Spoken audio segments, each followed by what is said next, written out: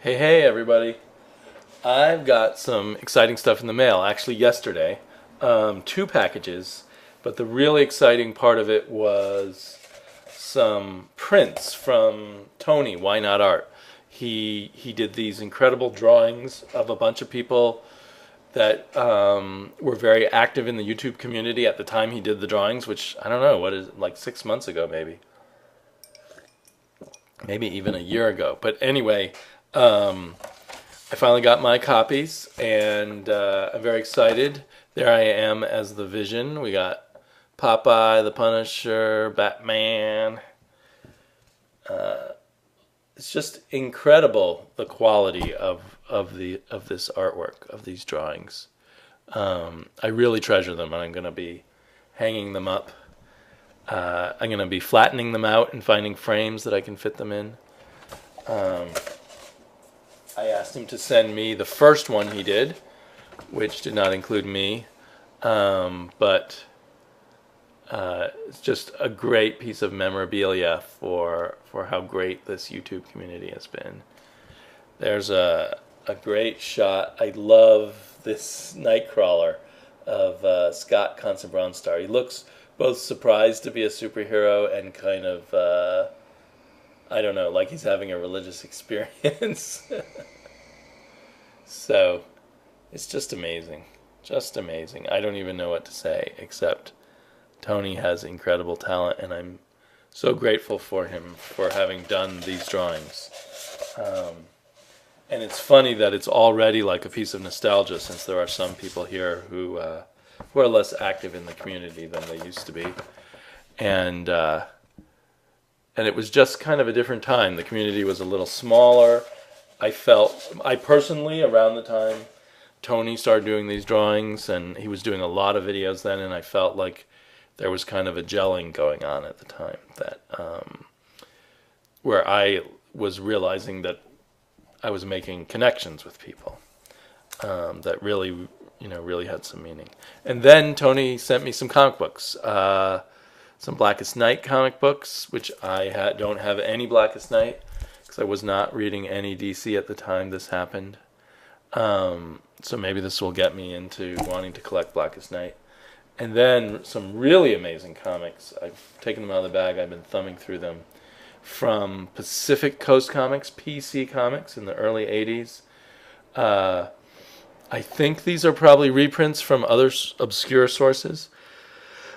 This is called a Corbin Special, and it's The House of Usher by Edgar Allan Poe, which is interesting because he just published a new version of The House of Usher. This one looks very different and features Edgar Allan Poe himself as the hero, I believe, or someone who looks just like Edgar Allan Poe. It's the color, Corbin is still distinctively Corbin, but there is a difference back then, and he was, I believe, struggling with the cruder publishing or cruder printing techniques available to comics at the time to get the kind of effect he wanted, which was, unlike what anyone else was doing at the time. So I am so excited that Tony sent this to me. And just as exciting, or even more exciting, is this Bernie Wrightson Master of the Macabre.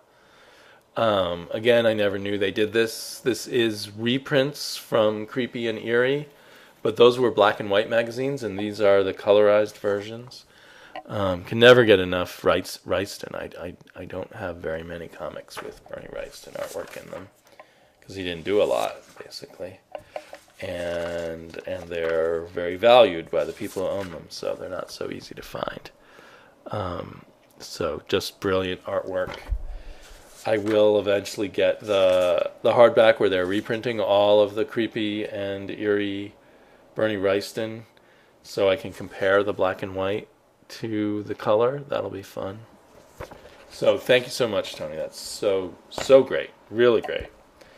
And then, where is it? Oh, here. I got a few things from InstockTrade yesterday also.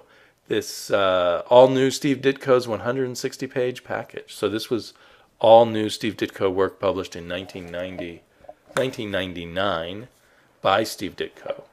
And InstockTrade has a bunch of these Ditko packages and other Ditko self-published books.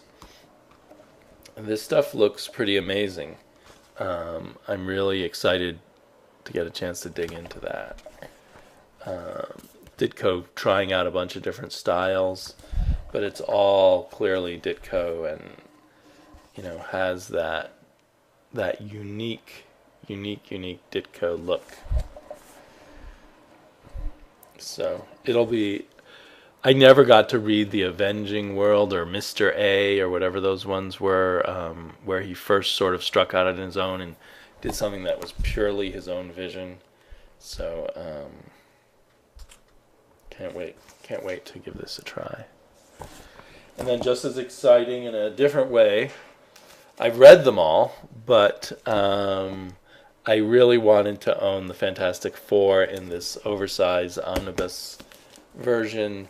This, includes the beginning of the best of Marvel Comics, you might say, of the Silver Age Marvel Comics.